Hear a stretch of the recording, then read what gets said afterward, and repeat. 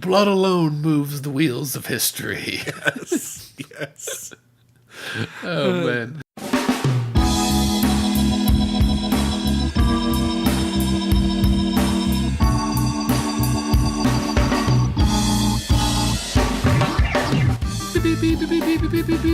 Hello and welcome to Let's Fix This. My name is Andy Moore. I'm one of your hosts. I'm here with Scott Nelson. What's up, guys? How are you? Your other host. I'm your other host. Every week we totally botch that. Yeah. It's amazing we have more than 2 listeners. Yeah. At least 3. It's true. We do. I met the third one this week. He's Third listener. He's a cool guy. Was it your dad? It was not my dad. My dad does not listen to the I don't podcast. think my dad does either. I've not been able to, adequately explain to my parents what a podcast is. Oh, I think my mom listens on Facebook, and so my dad might hear it in the room. Like, they understand it's like a radio show that you can take with you, but neither one of them do that. It's radio on demand. Do people call it that? And I'm just not aware of it. I don't think so. So from what I hear from my entrepreneurship professors, the whole on-demand phrase is played out and not widely respected or used anymore in the tech industry. Well, I mean, they would probably know. I would think. That's why they get paid the big bucks. Do they? Yes. Really? Yes, they do. Maybe not from the university, but in their private ventures, they're doing okay. I was like, because the bio professors, not so much. Okay, so today we are testing out a new format. Scott has been so gracious to kind of actually prepare in advance a script for us, or at least an agenda, and that is 2 steps better than what we usually have, if we have anything at all. So congratulations, all of our listeners. We might stay on topic this week. Well, I think kind of what prompted me, that there's so much to talk about, and I feel like doing it this way, we may actually get through more information. And I also want to point out, many of you, I think, saw that we had a blog post last week. That's going to become a regular theme. So every Friday when we post the pod, by Friday afternoon, I hope, Friday afternoon, Saturday morning, there will be a blog post that will recap kind of what we spoke about on the pod. It'll have links to some articles that we feel like are worth your time to kind of delve into and read more in depth about what's going on in Oklahoma, as well as kind of preview what we think is going to happen in the legislature next week, and tentative topics that we're going to talk about on the pod. So, shall we dive right in? Let's dive in. I know you've got a few things that are kind of outlined for us here. Do you want to go in order? Because things have been developing as we were setting up today to record. We're recording on Thursday, late afternoon, about 4:30, and literally when we sat down at 4 o'clock, they were in JCAB, and by the time I got my laptop started, they were out of JCAB. Yeah, the fastest JCAB meeting in history. Yeah, I think let's just kind of start at the beginning, work our way through, and then we'll finish up with some of the new, kind of the late-breaking developments. That sounds great. The other thing I want to say is that this is really our first episode since session started, because last week we did it with the state of the state, and that was it. And then at the very end of the week, a few things kind of happened. No, really, it was Monday. It was this week. Yeah. So we knew about it on Friday, and then it really came to fruition on Monday. Let's start there. What a first week it's been. So we're going to start out this week with just a few things that we've been reading, things that I think are really worth your time to kind of delve into. And as I said, don't try to don't get in a wreck trying to put this in your phone while we're talking, because this is all going to be on the web tomorrow. So first thing, from Oklahoma Watch. Oklahoma Watch has a great article this week talking about the Step Up Plan. One of the things we're going to dive into later in the pod is what happened with House Bill 1033, why it failed, and what that means. 1033 is the Step Up Revenue Plan, or part of it anyway. They voted on this past Monday and failed. Yes. Actually, well, if we're getting real technical, it didn't fail. It passed. However, it failed to meet the 75% threshold. Okay. But it did actually pass the House by a vote of 63 to... Not enough. Yeah. If you're looking for a great kind of long-form article that kind of recaps exactly what happened with Step Up on Monday, Oklahoma Watch has that for you. They recap the floor Q&A, they recap the debate and the vote. A lot of great social media posts in there, kind of giving it to you what was going on in real time. Features a Twitter post from our own Andy OKC is featured in the article. I haven't read it yet. That's exciting to hear. Yeah. Look at me. So Andy's in there. So that's kind of the first article this week that we thought was really worth your time from Oklahoma Watch. Next is an article from Non-Doc. So this is Teachers to Lawmakers, What's the Better Plan? A lot of what happened on Monday is that some lawmakers, Democrats and Republicans, were saying, we need to not vote for this because there are much, much better options. Well, as the week has gone on, a lot of people in public service generally, but especially education, have been, all right, so this got voted down, but You're saying there's a better plan. You're saying there's a chance. Show me what the chance is. And so NonDoc has a great article that is kind of talking about how teachers are feeling about this debate that happened on Monday and the bill ultimately not being signed into law. Sorry, I was reading my tweet on the Oklahoma Watch thing. Look at that! Look at his own press. Look at his own press on the show. I was curious. It was about that there was really good debate during the debate. Yeah. Both sides were really making good points that were pretty valid and kind of pulling on the heartstrings and even the common sense strings, whatever those are, probably a cello. That it was making sense as they talked about it, and I think there were a lot of people, maybe not those on the House floor, but a lot of folks that felt in the middle about the debate and felt conflicted. It's one of the better debates that I've seen. Of all the time I've spent glued to my computer trying to get the House screen to unfreeze, or the House feed to unfreeze, this was one of the better debates that we've had in a while. So, if you need more reason to be depressed, or you need further convincing that Oklahoma has a problem with revenue and how we manage our money as a state, there is an article from the Enid News and Eagle this week.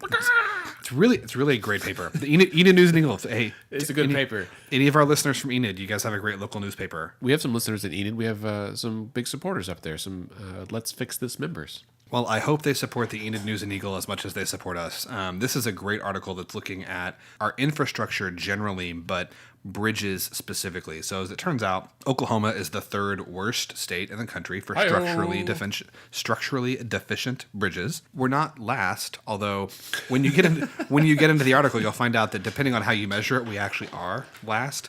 That's pretty abysmal. The other day I was driving on North May Avenue here in Oklahoma City, going over I-44, and one of the expansion joints on the bridge between the bridge and the road had come loose and popped up.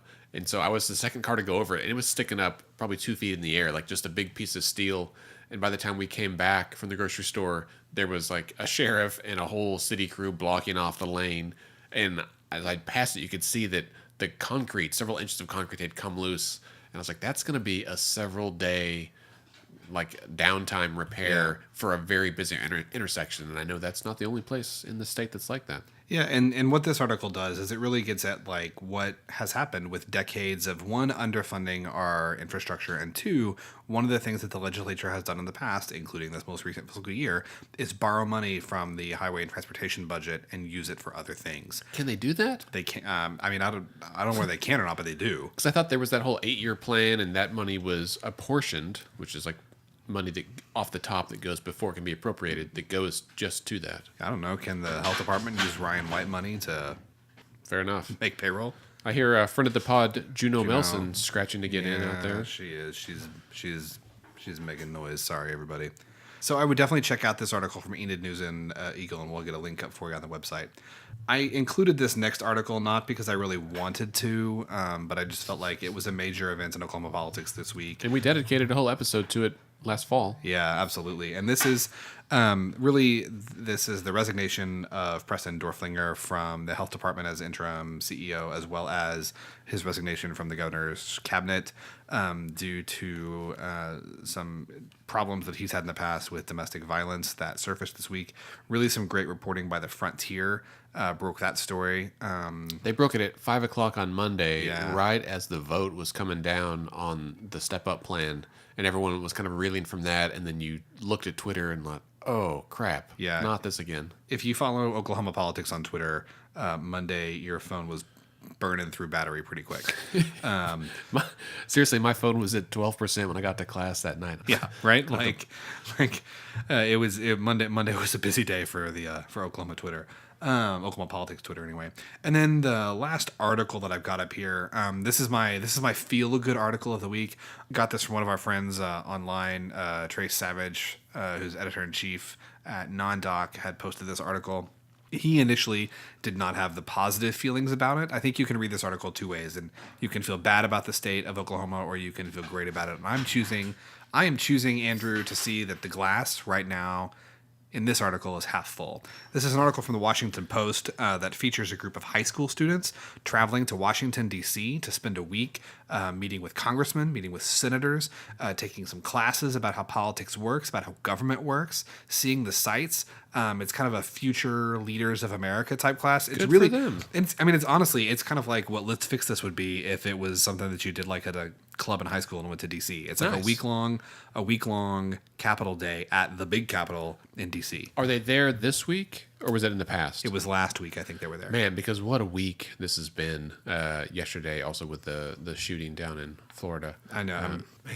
Yeah, it's and it's it's one of those things like we try to, I think, we try to focus one on what's happening in Oklahoma here on the pod, and two, try to avoid taking really strong stands on things one way or the other. But this is just one of those things that's like when people have said it was after Sandy Hook, people have said it was after Vegas, people have said it was after Columbine, but like at what point did we as a country decide that this is okay?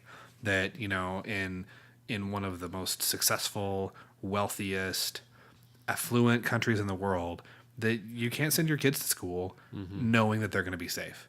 I mean, that's the fundamental. And I'm not trying to get into the politics of guns.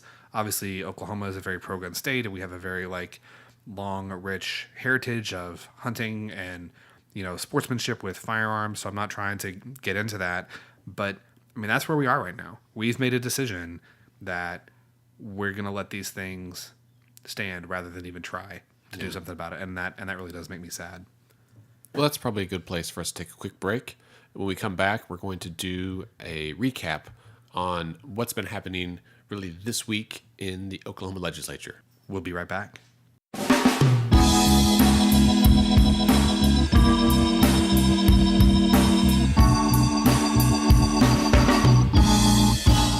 All right, and we're back now with a friend of the pod, Juneau Nelson. The beautiful puppy is in here with us, so she may choose to participate, at least by tapping around on the floor. Scott did just try to get her to bark, and it didn't work. Yeah, I really need to cut her nails. Solid effort. Hey, don't let her tap dance if she wants to tap dance. Or I think she feels pretty. Have someone else cut her nails. Yeah, that's a good idea, too. All right, guys. So we'll dive right in. We've got our legislative recap here, and again, this is all information that we'll have up on the web for you on a blog post in one way or another. So major events in the legislature this week. Obviously the big thing, really the chief thing that had happened right up until we started the podcast today was the failure to pass the Step Up Plan, House Bill 1033 XX. The XX designation on the bill delineates that this was a bill that was part of the second extraordinary session, not regular session. So remember, we're actually running a concurrent legislative session right now. We have the second extraordinary session of 2017 that's still trying to wrap up the budget for fiscal year 17-18. And then we've got the regular session, which gavelled in last week as well. 1033 was a bill brought up as part of the special session, and it failed on Monday. In addition to that, after the failure of 1033, have been new budget proposals from the majority party that are dealing with cuts. So they're proposing, I think it's $40 million in cuts. Yeah, it's like a 0.66%. Yeah, it's cut across the board. And it's 0.66, but and you're correct on the number, but it's a little bit misleading because it's a 0.66 budget cut for the year that has to be implemented in the last 3 months of the last quarter. Because they've been spending like normal under the belief that they were going to receive all of this money, and they ain't getting that money. Right. So now they got to cut what they would have spread out over the year. They got to cut it all here at the end. Right. So it's really it's a 2% cut. And it's a 2% cut when you kind of, I guess, reverse amortize it and squeeze it all into the last 3 months. These are cuts that are across the board, so no agency is being held harmless. So these cuts are coming to healthcare, education, transportation, legislative affairs. Every government department is going to see a cut at this level. Other major events that have happened this week, we're going to get into this in detail in our last segment. But just today at 2 o'clock, the Democratic caucus had a press conference. Interestingly, they are endorsing the budget plan that has been proposed by State Auditor and Inspector Gary Jones, who is also running for governor. We're going to get into the details about what that proposal entails in our last segment, but that's kind of the other major event, I would say, of the week that just happened today. Right, yeah, I mean, and Thursday is traditionally kind of the end of the legislative week, which is why we record on Thursdays, because hopefully most all the drama has washed itself of the Capitol during the week. The thing that's another thing that's interesting about this, that Gary Jones put out his plan. He's had a couple of plans, I think, he had one last year. I don't remember if this one looks like that one or not. I think it's a little bit different. But he and the recently departed Preston Doerflinger from the health department certainly sparred in recent months, kind of about their own personal conduct.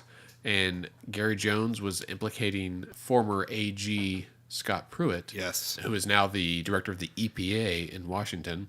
For more information about that, you can go to last week's blog post and see exactly what Gary Jones has to say about EPA Administrator. Oh, sweet. I forgot you put that in there. Great. I'll quit talking about it then, and people can just read that. I just gave you all an errand, listeners. But that really, it's like all these things are tied together, right? All these strings are connected to the same ball of mess in the middle. Yeah, absolutely. Did you want to mention the debate? Yeah, so floor debate this week. Now, this is admittedly not everybody's going to get into this, but if you're a student of politics and you really want to see some Even a casual observer, even if you want to see just some good West Wing style great floor debate, go back and watch the video from the floor debate for 1033, and in particular, watch Scott Inman's debate against the measure, Democrat from Midwest City, formerly the Democratic Minority Leader and gubernatorial candidate, now just Representative Inman. just a guy. just a guy. In favor of the measure, Representative Leslie Osborne from Mustang had a passionate and fiery and honestly, just a truly outstanding debate outlining why she was supporting House Bill 1033. So I would definitely watch the two of them.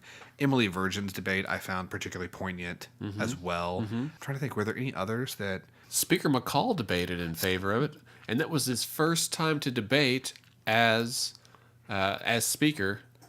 In my personal opinion, he's not a good debater. Yeah, I'm trying to think, how can I phrase this? It is worth watching Speaker McCall debate only because it's such a rare thing. I don't know that it's worth watching because of his rhetorical skill. Politics aside, it was a bad debate. Just the style. And that doesn't make him a bad legislator. No, that alone. No.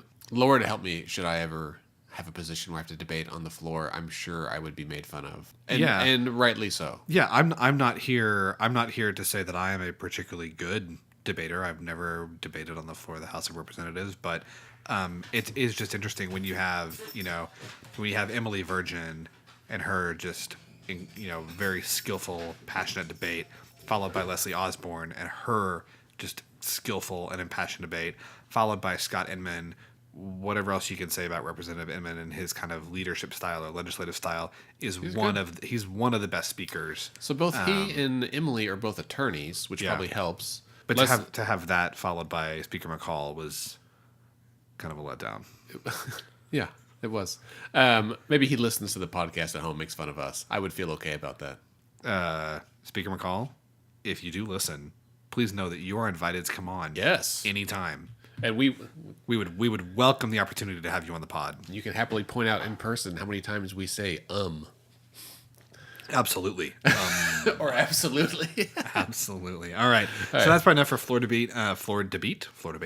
Couple other things. These are just stuff I thought was interesting this week. So the House Judiciary Committee met on Wednesday, I believe, and they passed by a vote of 13-6 House Bill 2632. House Bill 2632 is a law that would kind of expand the Stand Your Ground statute to include houses of worship. So, the Stand Your Ground law is the idea that if someone is, approaching you like in your house, right? Someone comes in your house and you feel threatened, you can shoot them. And if you shoot them and kill them in your house, it's not manslaughter. It's not manslaughter. Right. It's not murder. Like, you were standing your ground and that's your right. So this, as I understand it, this bill would extend that protection to houses of worship. Because is it your home and your workplace now? Because there was that one pharmacist that this was his defense. Yeah, but he was in lost. jail. Okay, well, that didn't work out so well then. I retract my idea. He tried. I think in Oklahoma it's just your house, because Florida has a stand your ground law. This was the whole issue with Trayvon Martin in Florida, right.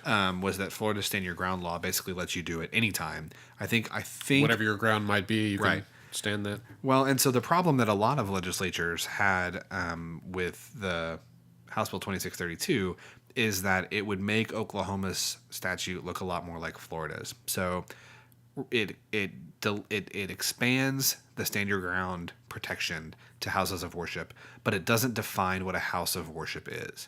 Now, I have not read the legislative language, and the reason is because I'm not a lawyer. So I can't read this and try to, envision how this might play out in a court. However, several members of the House Judiciary Committee are lawyers, notably Representative Colin Walkie and Representative Emily Virgin, and they had some major, major problems with the way the language is written in 2632. They're alleging that essentially the bill is crafted in such a way that would allow a house of worship to be defined as essentially anywhere, so that this would make stand your ground legal in Oklahoma virtually at any location, because the person who's trying to use the law to protect them from being charged could say, oh, well, for me, sitting in the park is the way that I worship God. Or for me, I worship God going to the movies. Or for me, I worship God by doing all these other things. And so by failing to define a house of worship, it opens up the opportunity for this to come up in court and someone use this law as a justification to stand their ground essentially anywhere. Right. Yeah, that sounds like a bad idea, just off the cuff. That's the kind of the view from 30,000 feet about what happened in the legislature this week. What do you think this all means? And I guess, that's honestly, as I asked that, it's a hard question to answer because we've had some new developments today. Yeah. So I think it's bad news bears for our state because we needed that money. And honestly, had 1033 passed, we still needed more money. It was enough to stop the bleeding, but it wasn't really a healing bill, right? It would yes, it would provide for a teacher pay raise, but it wouldn't give us enough to actually invest in education. It doesn't, it just it bumps up one thing while ignoring everything else. And that is disappointing, I think. And the problem is that we've consistently cut almost everything in our state government over and over for about 10 years. And we're certainly not going to make that money up overnight. That would be a hefty pay raise or a hefty tax raise on everybody. But I think there's some things we could do to make it better that are reasonable. One of the things that struck me is during the debate in JCAB about 1033 before it came to the floor, Representative Virgin was debating against the measure, and Chairman Wallace, who's the chairman of the House Joint Committee on Appropriation and Budget, made the point, because Representative Virgin was saying, this bill, House Bill 1033, really would not do anywhere near enough to address even the budget shortage that we face in fiscal year 17. It would bring in $781 million in fiscal year 18-19, but it wouldn't bring in nearly enough to fix the budget shortage we faced in 17-18. And Chairman Wallace made a comment in response, said, well, a bill that would fix the budget hole we face for fiscal year 17 and 18 in 18-19 would be a $2 billion revenue bill. Right. It would raise $2 billion in taxes. And he said, and I quote, that's never going to happen. It's an acknowledgement, that's an acknowledgement by the Republican chair that we are in a $2 billion hole. Right. And there is no plan to do anything to actually address it. No. Because there are certain members in the legislature that don't believe we actually have a revenue problem. We just shuffle it around. We got the money. We just need to use it better, which is true to a degree, but not that degree. The other thing that I said to you, and I'm going to say it on the podcast here, even though I have some misgivings about it, is that theoretically, I'm not saying this is ethical or moral or right, good policy. Or good policy. Because I know where you're going. In theory, the Republicans could get together, hatch a plan, come to the Democrats and say, hey guys, we give in, let's raise GPT to 7%, and let's do the $1.50 tax on cigarettes, let's do a 6-cent fuel, or let's not do one of those. They could come up with a plan that leans towards what the Democrats want pretty heavily, enough to draw them in and get all of their votes. And if you could do it in a way that it still captures the Republicans and the Democrats enough to pass it, because you need the 75%. You could pass that right now in special session. You can come back tomorrow or next week in regular session and pass an incentive rate that would effectively lower the tax rate, and you only need 51 to do that. And I guarantee they could get 51 Republicans to do that. They don't need any Democrats. Yeah. So they could basically, both sides could claim victory. They could claim that we solved the revenue problem and then immediately created a new one. Right. And yes, they could undo the semi-good deed they did. And the problem is, I'm afraid that most people wouldn't even notice. Like, most voters wouldn't know. If you're listening to this podcast, chances are you're more plugged in than most folks. And if you listen to this podcast, you would know exactly what happened. And I hope you talk to your neighbors in a very cordial way and gradually get them involved. Draw them into the Let's Fix This fold. Bring them to the Capitol with you next Thursday, February 22nd, for our first Capitol Day, and help them get involved too. Beautiful, beautiful. Well, shall we take our next break and then come back for our next segment? Yes, let's take another quick break. Let's listen to some horns on this break. We'll be right back.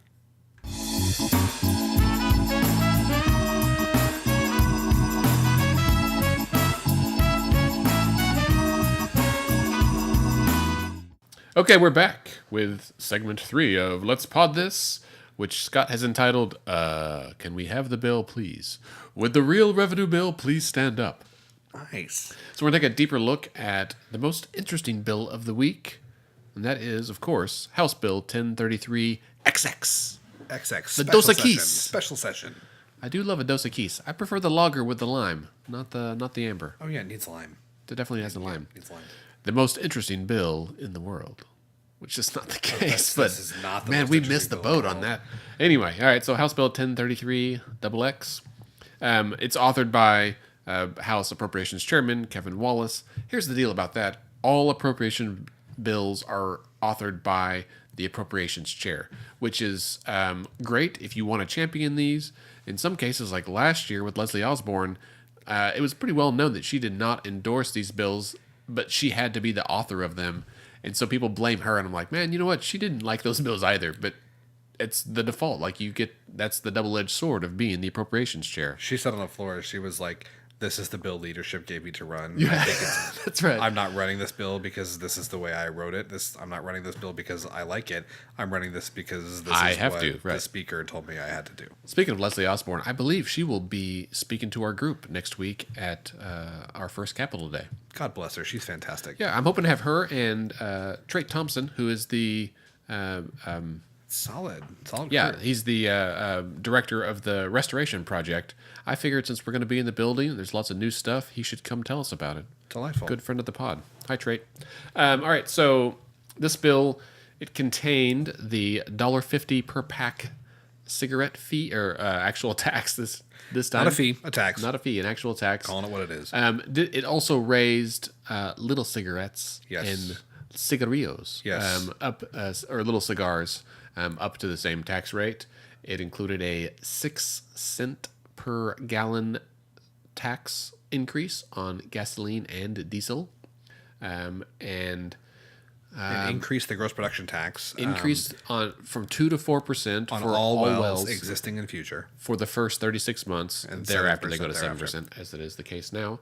And it did not include an income tax increase. That was in a separate bill, Right. which they didn't even run, right? Right. They didn't need it, so yeah, we'll get into that too. Was that it? Did it contain anything else? The wind levy. So a Oh, dollar, Dollar per megawatt hour. generated Yeah. by wind turbines. Right. And that was really a polarizing thing, like a partisan polarizing thing. So anyway, so they put the vote up. Everyone voted right away for the most part, and then they just held the vote open for like 5.5 5 hours. hours. Yeah. And at 10 o'clock or 9:30, Nobody changed. They had a press conference, right? Everyone had press conferences, as always. You got to have a good press conference about 9:30 at night. And they're like, we'll hold it open until midnight if we have to. There's still a chance this could pass. People, Democrats come back and change. It was Republicans saying this. Democrats come back and change your vote. The Dems, I don't know if they were even in the building. I don't know who was in the building. I wasn't up there.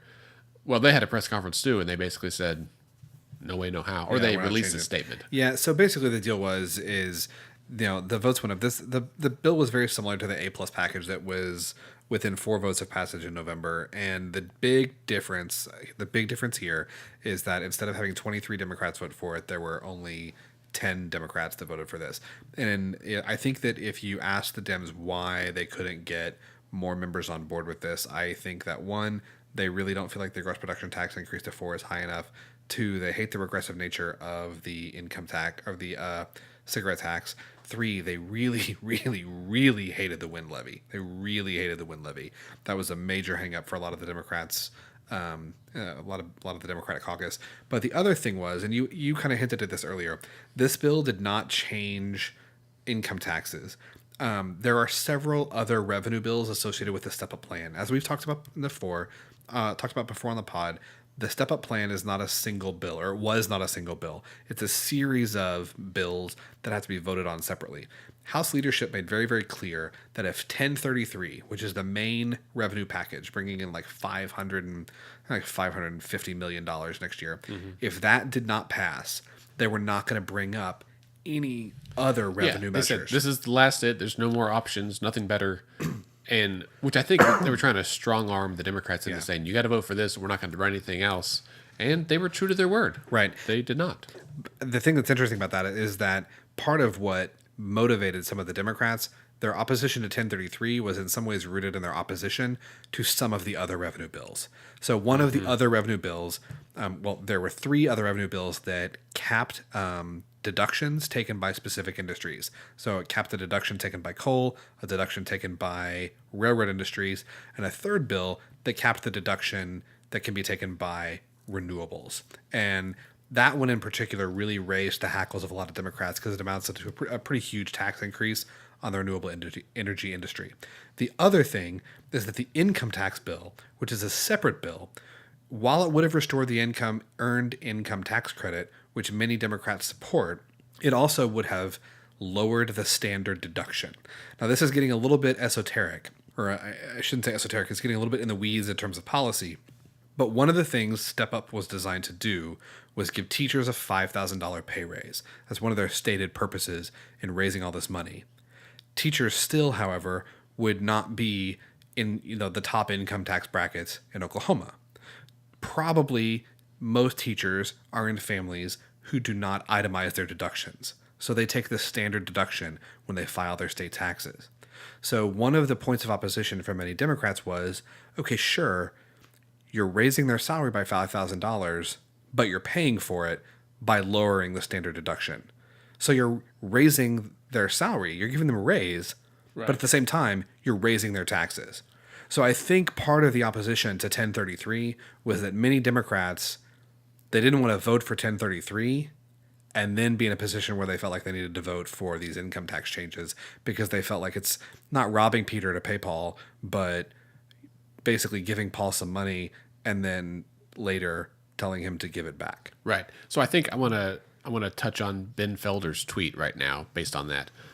So Ben Feld, a reporter with the Oklahoman, and good guy, good friend, he had tweeted this morning pretty early at 3:49 this morning, a series of tweets, about 5 tweets. I'm going to read them here because they're tweets, they're short, that highlights this issue. And he said, he started by saying, I thought it was a win for Oklahoma City when there were plenty of Uber drivers for my 3 a.m. departure from the airport this morning.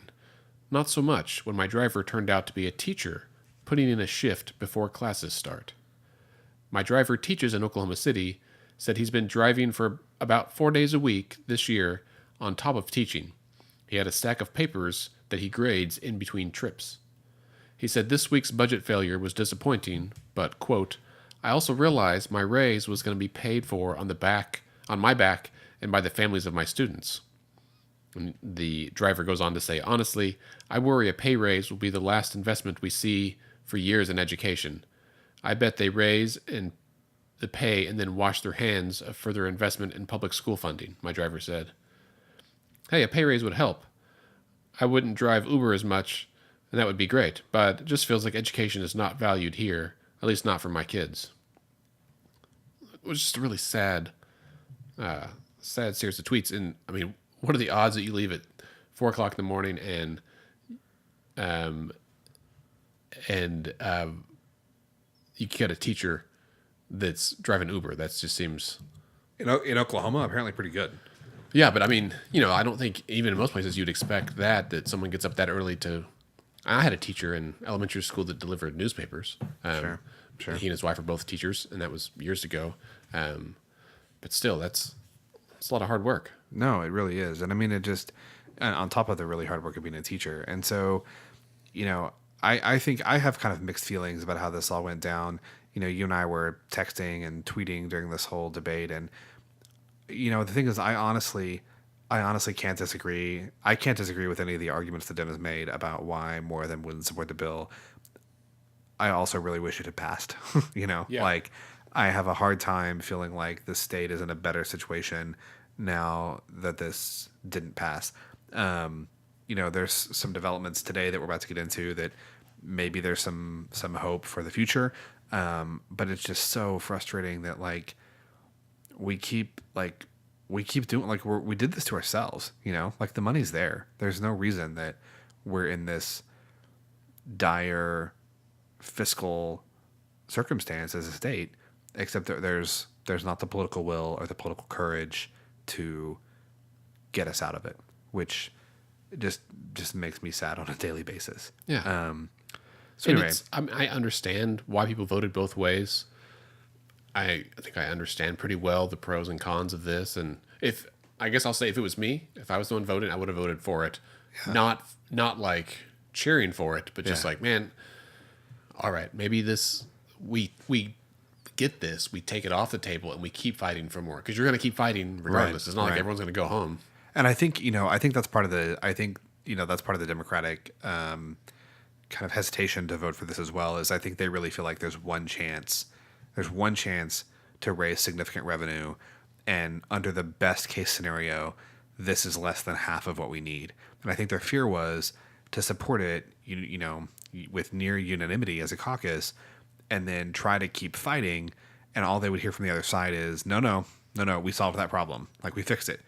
We just raised taxes by $750 million. We're damn sure not going to do it again. So quit yakking about the need for new revenue. So I think that their hope is, by not supporting this, that maybe they can get a better deal that puts us on more sure fiscal footing for the long term. I confess I don't know how likely I think that is, but I think that's their thought process. So that is where we'll end the discussion on House Bill 1033. We're going to take a quick break, come back, and talk about some new developments that have happened today that have implications for revenue in the future, and then finish, hopefully, with some lighthearted Twitter recap. We'll be right back.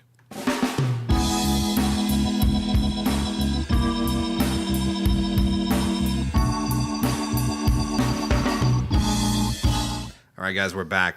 Got our last segment for you this week. This is a new segment we call Last Call. It's going to be kind of a roundup. Might change from week to week, may have an interview, may have a discussion of an issue that's, kind of related to Oklahoma politics, but not about a particular bill or particular vote. May just, maybe a game, may have a guest, lightning round of predictions. We'll just kind of see, but it's, it's the last call. You never know what you're going to get. This week, we have some late-breaking developments. So House Democrats had a press conference today at 2 p.m. where they appeared with State Auditor Inspector Gary Jones, who is running for governor, and endorsed Mr. Jones's budget plan. It's really got three main components. So it would increase gross production taxes to 5%, or from 2% where they sit now. It's a 75-cent tax on cigarettes. It is a 3-cent increase on motor fuels, down from the 6-cent that was proposed by Step Up. And it would keep income taxes flat at 5%, where they currently sit. Andy, thoughts on this proposal from the Dems and Gary Jones? It was certainly unexpected. I think this is a partnership or an agreement or a alignment that we didn't expect to see. And I guess my hunch is that the Dems feel like it is less good, but also less bad. I don't know if that's how to really assess that. I mean, I think you're right. Like, so looking at this, you're like, I mean, my first thought was kind of like, what? Like, what? Why? What? Why? I think things that they probably like about it are the 5% tax on GPT. It's no secret, most of the Dems want 7%. So certainly 5 is closer to 7 than 4, and they've been pushing hard for 5% in negotiations for months now. The cigarette tax is a little confusing to me. I understand Democratic opposition to the cigarette tax. It's kind of regressive by its nature. Most people who smoke are lower income, and Democrats try to avoid raising taxes on low income people. However, part of the point of a cigarette tax is to get people to quit smoking. And there's pretty significant data that shows that you need $1 per pack or more to really influence smoking cessation behavior. So 75 cents a pack is probably not going to do nearly as much as $1.50 to change smoking rates in Oklahoma, which is, as a doctor and a person, I think that's not very good policy. On the flip side, if people don't quit smoking, they keep buying cigarettes and keep paying the tax. So maybe over the long run, there'll be more money in the state coffers. The 3-cent motor vehicle tax instead of 6 cents, I think that's fine. Again, I think they're doing that to try and spare lower income voters 6 cents per gallon tax on the gasoline that they depend on to get from their, to and from their jobs and homes and these sorts of things. They're projecting that would raise over the next fiscal year something like $520 million. So it's about $250 million less than the step up plan. As part of this, they are also wanting to cap. They're not wanting to lower the standard deduction. They're wanting to cap itemized deductions on income taxes, which would affect high earners more than low earners. And I think they're saying would raise like an additional $100 million. I don't know if that's included in the $500 million plus estimate, right, or if that would be $600 million plus. I'm just not sure. And is that just for 2019 or is that 2018? I think that's fiscal year 18-19. I think, but I could be wrong. So the next fiscal year that starts in July. I think that's the deal right now is that like everyone tosses around numbers. Like the cigarette tax was going to bring in $215 million had it passed last year and gone into effect in 30 days. Yeah. But it didn't. And so here we are. And so now it's like, well, you could pass a cigarette tax right now, but it wouldn't necessarily go into effect for 90 days. And then that's the end of the fiscal year. Yeah. Yeah. Certainly this was a surprise. I knew the Dems were hosting a press conference at 2. There have been some kind of backroom talks and negotiations happening all week. We've talked with some people that are privy to some of those discussions, and a lot of different proposals have been. I think it is important to put out there, even though it doesn't look like a lot has happened, and that's true on the floor. There has been a lot of work being done by a lot of people at the Capitol this week on both sides of the aisle. People are exhausted. I think they're frustrated. The tensions are running pretty high. Tempers are flaring. There's a lot going on. This was not something that I had heard was going to be. This was not something I had heard was going to be on the menu for the Dems, but we'll see. I think there have been a couple members of the Republican leadership that have said that they're encouraged by this. They've said that for the next fiscal year, this looks good. They're saying that the train has left the station for the current fiscal year, right, and that the cuts are happening regardless. I know you and I really don't think that that's necessary, but right. I do think. In fact, I was just texting with a member of the legislature from House leadership about this, and that there are probably some things they could do that would bring about some income, some revenue, maybe not very much, and that's just because here we are in January or February now, middle of February, when we should have passed this stuff last May. And it's important to, we mentioned this earlier, but it's important to kind of come right out and say it. Had they passed Step Up would not have fixed the current fiscal year. Right. Not everything. No matter what happened with Step Up on Monday, they were going to have to use something like $100 million in one-time funds to balance the budget for the remainder of the current fiscal year. Yeah. So it's a little puzzling to me that they're saying, oh, well, we can't do anything else because it's not going to bring in enough money. Well, Step Up wasn't going to bring in enough money. Right. And to be clear, I did tweet this a little while ago that I kind of called out House leadership and said that it's not that they can't do anything, that they won't do anything, which, as you and I have discussed it here, is not entirely accurate, but also not entirely inaccurate. You're telling me there's nothing that the legislature could do that would, the cuts are $40 million. So apparently that's what they need. There's nothing they can do to raise $40 million in the next 3 months. We could hold a bake sale. That's one idea. That's a hell of a good cake, man. So, that's kind of the last development of the week. So we'll see how that shakes out. Hopefully I have more news for you on that next week. And just to emphasize again, Indy mentioned our Capitol Day next week. I certainly hope you come.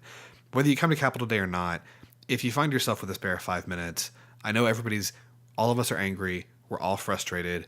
I think the temptation is to get on Twitter or social media and lambast these people. But remember, the people that these are legislators. The legislators are people too, and sometimes it's okay, even if your legislator is somebody that you don't agree with. It's okay to reach out and say, "Hey, thanks for working hard. Like I know, Right. like I know you're putting effort into this because I promise you, a lot of them are." Well, and the flip side of that is that if it was you up there, busting your tail and taking this flack and stuff, rarely is someone all good or all bad, right? Like, it's easy to split them off as one or the other, but everyone's got their pros and cons, and need to give them their dues when it's due. The legislature is just a group of people, just like your church, just like your office, just like your neighborhood. It's just a group of people. And People a lot of those are people, dynamics. so what does it mean? Oh dear. All right, on that note, Scott, I'm going to read a few of the OK Ledge Valentines that were out yesterday. I'm going to just snuggle up close to the microphone here. So if you're on Twitter, what Andy is referencing is yesterday there was a Twitter thread going out with hashtag OK Ledge Valentines, and I think Andy is going to use his sultry tones to highlight a few of the We're going to read choice items from that. Read some of the most liked tweets with the OK Ledge Valentines. Try to mix in a little romantic, Put some jazz. Delilah on the background. Delilah. But this is like, let's fix this. Paul Money says, we don't need new love, just audit the love we have. Effie Craven says, don't walkie out on me. I Dunnington know what I'd do without you. That's nice. It's got a couple of names in there. That was a solid one. That's one of my favorites. That's a good pun. Senator A.J. Griffin says, my love for you will last as long as session feels. That's a long time.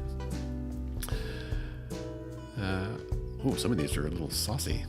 Trevor Worthen, if loving you is wrong, I move to suspend the rules. I will say a shout out to Leslie Blair for getting this kicked off for us yesterday. I guess she did this last year, and so she said, should we bring back the OK Ledge Valentines? The one from last year said, Valentine, I don't need a fiscal impact statement to know how much I love you. Oh, she also says, my love for you beats like the bells ringing for a vote being left open. It's not a romantic sound. I enjoyed Catherine Sweeney's JCab Bills and Chill. Nice. Nice. There's a million reasons to follow Catherine Sweeney on Twitter, but her tweets as part of this thread were definitely up there. Yeah. Friend of the pod and former guest Haley Jones says, my love for you will never sine die. Representative Cindy Munson says, our love will never stand adjourned. Effie Craven, again with the names, my love for you sparks when you McCall me. John Woods, a 3/4 majority requirement won't stop my love for you, Valentine. Nice. My love for you is like budget negotiations in an election year, uncompromising. Molly Fleming, also of the Journal Record, my love can't be contained in one session. A few people felt a little angry at the legislature and said, my heart is burning like the dumpster fire that is OK Ledge. If loving you is wrong, I move to suspend the rules. Representative Jason Dunnington says, the chair will always see a quorum when it comes to our love. Does that mean you have a committee that's voting on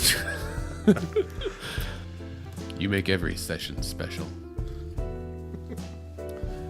Let's consolidate our love and make it more efficient. As a hobbyist economist, I do like that one. All right. Representative Josh Cockcroft went all in. The negotiations are over. There is no other deal. There is no better deal. I'm stepping up and loving you. If that doesn't work, I'll have to cut you. That sounds aggressive at the end. I didn't see that. I should have read the whole thing first. I saw that, and there were several responses to that one. They were like, taking it a little far. To bring it back, Cockcroft also said, I request unanimous consent that our love be adopted. One that I had that I liked, this was my most liked one on Twitter, was I'd invest in your infrastructure, which I thought was probably a bit of a pickup line more than a Valentine. What's our top one? What's the best one we have so far? What's the best one to end on? Man, the one that I liked the most, I'm trying to find, there were several that were like roses are red, violets are blue, something, something, something, we need revenue. Right. And I liked all of those. Sure.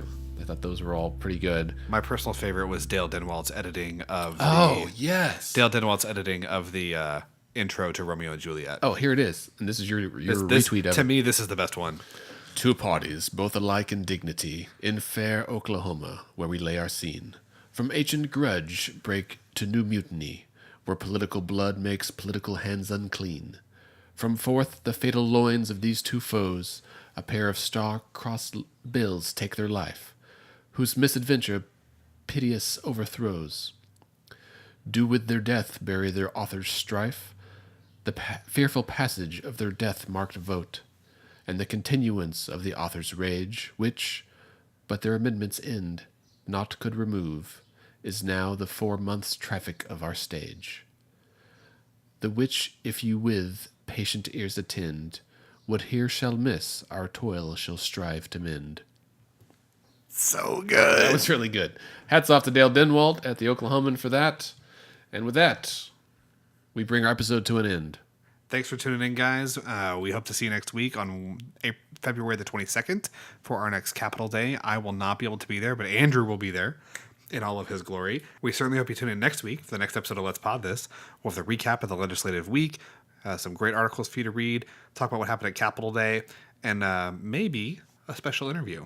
Yes. So make sure you tune in for that. As always, if you like the pod, please rate us on iTunes, please subscribe, and please tell your friends.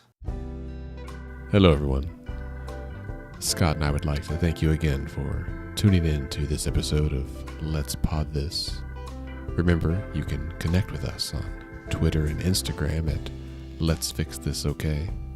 Scott is at SC Melson, and I'm at AndyOKC. You can also like our Facebook page at facebook.com/Let's Fix This OK. Our website is letsfixthisok.org, and there you can sign up for our newsletter, read our blog, find resources and details about upcoming events. Our podcast is edited and produced by Scott and me, and Let's Pod This is a member of the Mostly Harmless Media Network. Our usual theme music is provided by the Sugar-Free All-Stars, but today we featured some special music, Smooth Lovin' by Kevin McLeod from Incompetech.com, and it's shared under the Creative Commons license. Let's Fix This is a nonpartisan, non-profit organization who strives to educate and equip all Oklahomans to engage with the government. We encourage you to get involved in any way that you can. And remember, decisions are made by those who show up.